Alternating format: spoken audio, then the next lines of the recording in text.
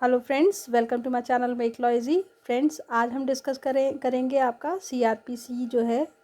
Criminal procedure code, या आप कह सकते हैं कोड ऑफ क्रिमिनल प्रोसीजर। उसका हम सेक्शन 42 डिस्कस करेंगे। इससे पहले जो उसका section 41, 41A, 41B, 41C and 41D हम ऑलरेडी डिस्कस कर चुके हैं। आप चाहें तो आप प्लेलिस्ट में जाकर, क्रिमिनल लॉ की जो प्लेलिस्ट है उसमें जाकर आप वो वीडियोस देख सकते हैं। तो आज हम बढ़ेंगे अरेस्ट के जो प्रोविज़न अभी हम पढ़ रहे हैं, जिसमें हमने 41 और 41 की जो सीरीज़ हमने पढ़ी है ना, ABCD, वो ऑलरेडी हम डिस्कस कर चुके हैं। अब हम 42 को पढ़ेंगे कि सेक्शन 42 क्या है। देखिए, सेक्शन 42, 43, 44, 45 जो है, इसका आपको कुछ और वीडियो भी, हैंड रिटन नोट्स के वीडियो भी मेरी जो ये प्लेलिस्ट है इसमें आपको मिल जाएंगे, तो आप उसे भी चेक कर सकते हैं। और साथ साथ में ये जो वीडियो बना रही हूँ, सेपरेट एक एक सेक्शन का, ये एक दो सेक्शन मिक्स करके with bare act and proper explanation of that bare act language, तो उसको भी आप ना ज़रूर देखिएगा, ताकि आपकी जो अंडरस्टैंडिंग है ना वो आपको और अच्छी हो जाए और क्लैरिफाई हो जाए आपको जो भी कॉन्सेप्ट है आपके। फाइन, तो चलिए अब बढ़ते हैं आपका सेक्शन 42 की तरफ। तो सेक्शन 42 क्या कहता है? सेक्शन 42 बात करता है अरेस्ट ऑन रिफ्यूज़ल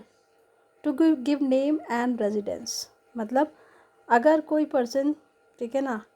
अगर अपना नाम या रेजिडेंस बताने से रिफ्यूज़ करता है, तो उसमें अरेस्ट की क्या प्रोविज़न है उसको हम डिस्कस करेंगे। देखिए, किसी को भी अरेस्ट नहीं करेंगे, मतलब उसके लिए उसके ऊपर कोई आपका एक्यूजिशन होना ज़रूरी है, जैसे उसने कोई कॉग्निजेबल ऑफेंस किया है, ठीक है ना, तो ये सारी उसमें कंडीशंस फुलफ़िल होनी चाहिए। तो देखिए, इसमें आपका जो है,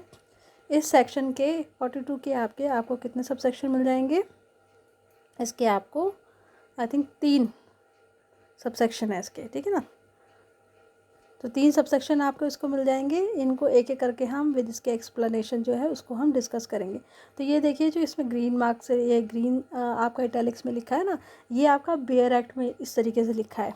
तो मैं आपको एक बार बेयर एक्ट्स के जो लैंग्वेज है उससे भी समझाने की कोशिश करती हूँ, फिर जो इसका प्रॉपर एक्सप्लेनेशन मैंने लिखा है मैं उसके हिसाब से आपको समझाऊँगी। तो देखिए, इसमें क्या है, सेक्शन 42 का सब सेक्शन 1 क्या कहता है कि जब कोई भी पर्सन, ठीक है ना, when any person who in the presence of police officer, कोई भी ऐसा पर्सन जिसने किसी पुलिस ऑफिसर की प्रेजेंस में कोई आपका नॉन कॉग्निजेबल ऑफेंस कमिट किया है, ठीक है ना, नॉन कॉग्निजेबल ऑफेंस कमिट किया है, फाइन, कमिट किया है, या फिर हम कह सकते हैं कि वो एक्यूज्ड है नॉन कॉग्निजेबल ऑफेंस कमिट करने के लिए। और ऐसी कंडीशन में अगर वो पुलिस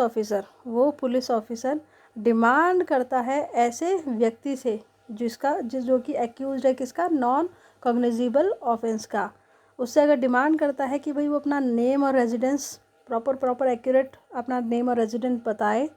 और वो पर्सन क्या करता है, वो या तो रिफ्यूज़ कर देता है अपना नाम और एड्रेस देने से, या फिर जो वो नाम और एड्रेस दे रहा है वो आपका पुलिस ऑफिसर को लगता है कि वो गलत नाम और एड्रेस अपना प्रोवाइड कर रहा है, तो उस कंडीशन में पुलिस ऑफिसर जो है वो ऐसे पर्सन को अरेस्ट कर सकती है। कब तक अरेस्ट करके रख सकती है उसको? जब तक कि उसका नेम और रेजिडेंस जो है वो आपका असर्टेन ना हो जाए। इसका मतलब जब तक कि उसका प्रॉपर नेम और एड्रेस जो है वो वेरीफाई ना हो जाए।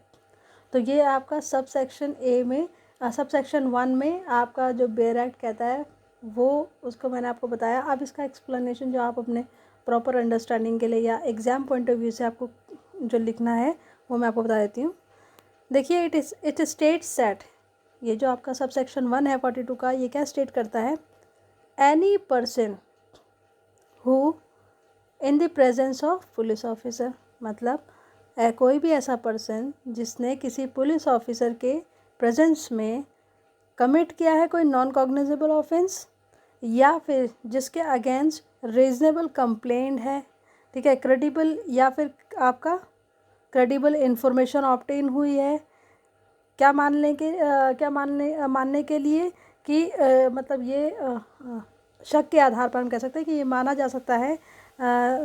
सकता है कि उसने आपका नॉन कॉग्निजेबल ऑफेंस कमिट किया है, सस्पिशन है उस पर, मतलब उस पर शक आता है कि भाई हाँ इसने नॉन कॉग्निजेबल ऑफेंस कमिट किया होगा, तो उस केस में पुलिस ऑफिसर की डिमांड पे अगर वो पर्सन जो कि एक्यूज़ड है या माना जा रहा है कि वो एक्यूज़ हो सकता है, वो पर्सन आपका रिफ्यूज़ करता है अपना नाम और रेजिडेंस देने के लिए, या फिर फॉल्स नेम और रेजिडेंस प्रोवाइड कराता है, ऐसा पुलिस ऑफिसर को लग रहा है कि उसने फॉल्स रेजिडेंस और नेम अपना प्रोवाइड किया है, तब ऐसी कंडीशन में वो पर्सन जो है वो अरेस्ट किया जा सकता है ऐसे पुलिस ऑफिसर के ज़रिए, जो कि आपका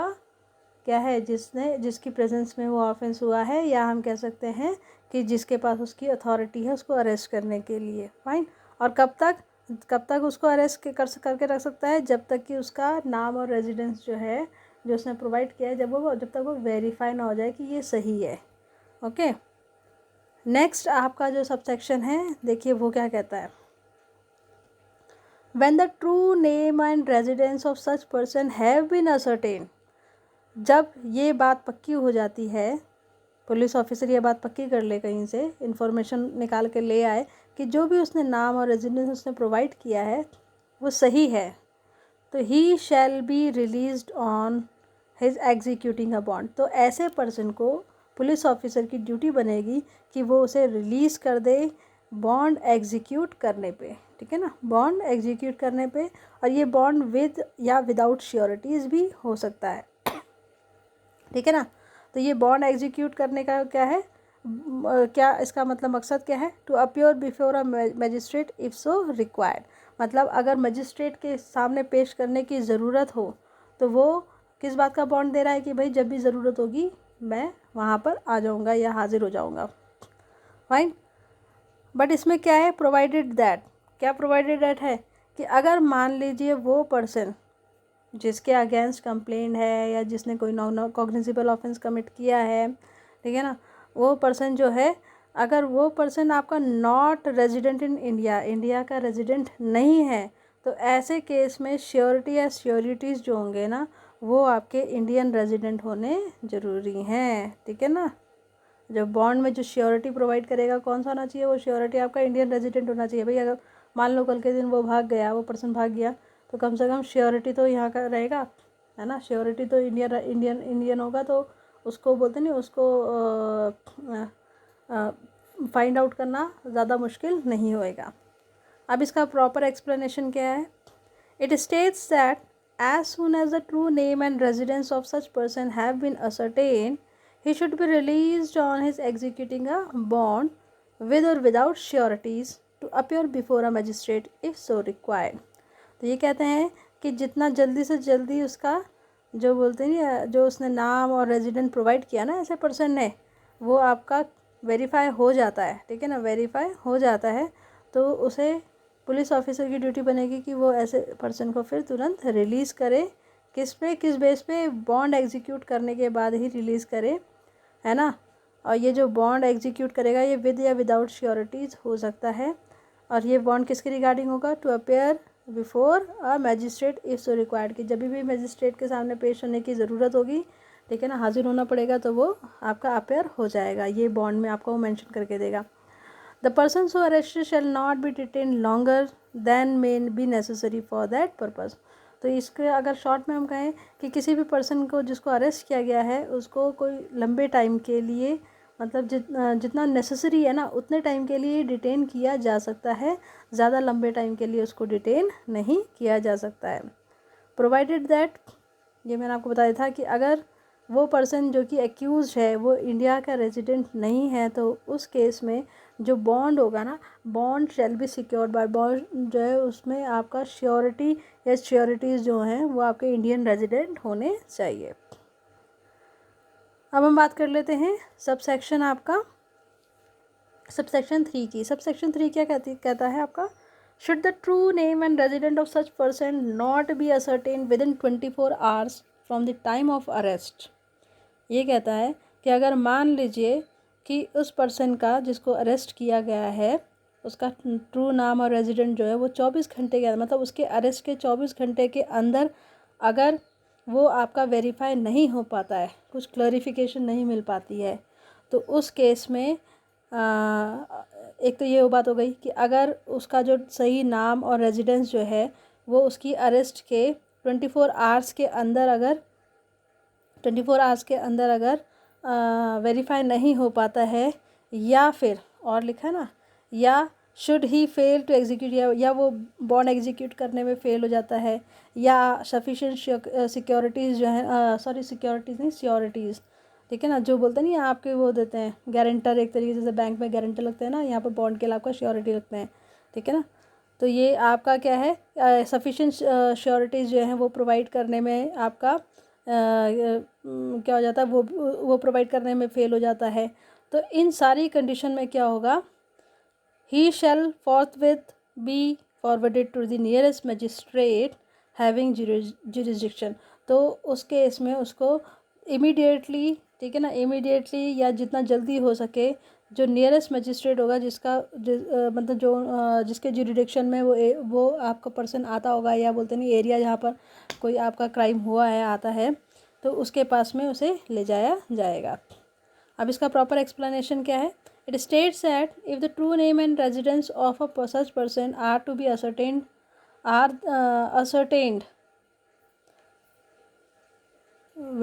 क्या लिखा, it states that if the true name and residence of such person are not, आएगा सॉरी है ये गलत हो गया यहाँ पर, नॉट,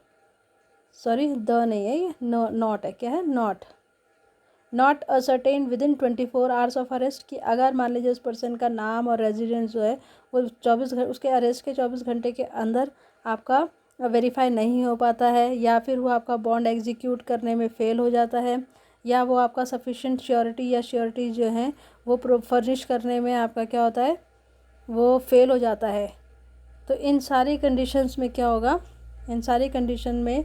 ही शैल इमीडिएटली और डायरेक्टली टेकन टू और forwarded to the nearest magistrate having jurisdiction, मतलब जो भी नियरेस्ट मजिस्ट्रेट होगा जिसका जो उनके जिसके जुरिडिक्शन एरिया में वो आता होगा, वहाँ उसको उस व्यक्ति को ले जाया जाएगा। अब देखिए मैंने नोट करके कुछ लिखा है, आप इसे नोट कर सकते हैं। ये क्या प्रोविज़न है कि दिस प्रोविज़न, ठीक है ना, provision that it is the provision that, sorry इसके पहले मैं ये लिखना भूल गई, आप इसे देख लीजिएगा, मैं इसको यहाँ लिख देती हूँ ताकि आपको,